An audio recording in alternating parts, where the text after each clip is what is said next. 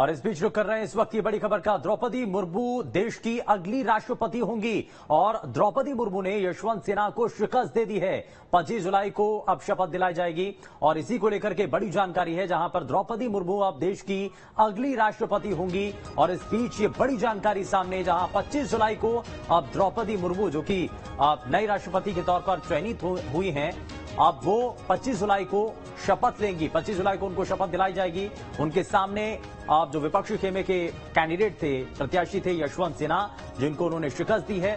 दरअसल 2 चरण, जिसमें पहले चरण में ही पहले फेज के अंदर बढ़त बनाते हुए द्रौपदी मुर्मू नजर आती हैं। एक अच्छा खासा वोटों का जो अंतर था वो उनके पास नजर आता है, लेकिन दूसरे फेज में भी जो वोटों के अंतर हैं वो दोनों के बीच में अच्छा खासा नजर आता है और एक बड़ी अच्छी खासी बढ़त और वोटों और खास करके न सिर्फ क्योंकि पहले फेज के अंदर सांसदों के द्वारा वोट किया गया था, उसका परिणाम सामने आया।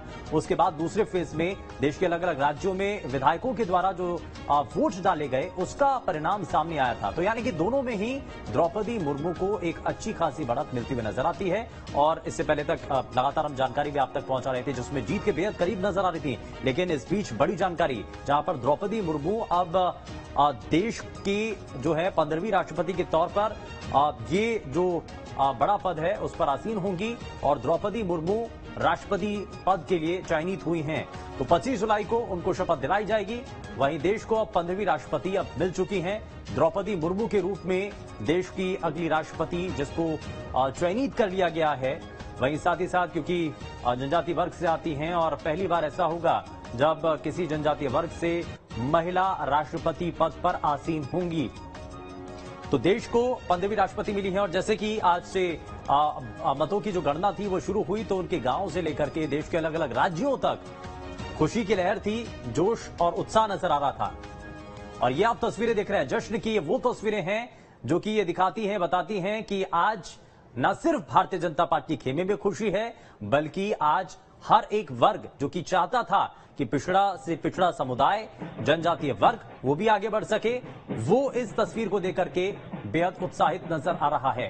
तो ये आप देख रहे हैं, जश्न का माहौल भी है, जश्न की तस्वीरें भी हैं और ये इसी से जुड़ी हुई इस वक्त की सबसे बड़ी तस्वीर यही नजर आती है।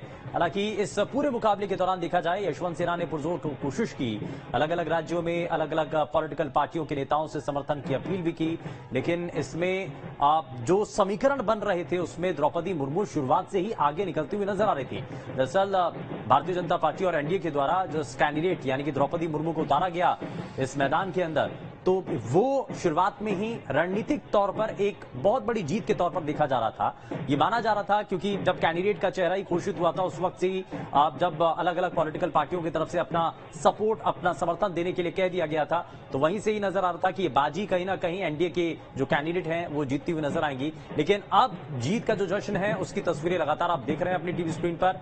जश्न है, जीत है और जीत के बाद जश्न की तस्वीरें लगातार आप अपनी टीवी स्क्रीन पर देख पा रहे हैं। और ये आप देख रहे हैं क्योंकि न सिर्फ क्योंकि इसमें बीजेपी एक इसको खास तरीके से और जो पूरा उनके सहयोगी दल हैं वो इस जीत को भव्य तरीके से बनाना चाहते हैं, बताना चाहते हैं और इसीलिए कोशिश भी है।